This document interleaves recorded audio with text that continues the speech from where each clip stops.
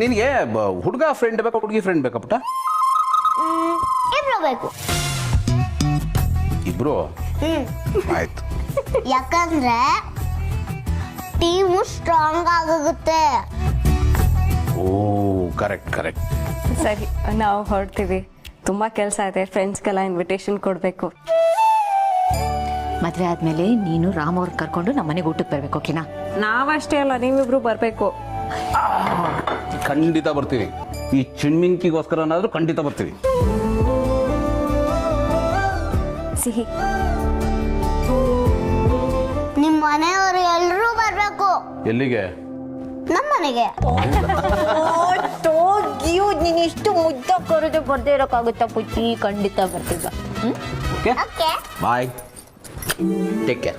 ಬಾಯ್ bye. Bye. ನಿಧಾನ.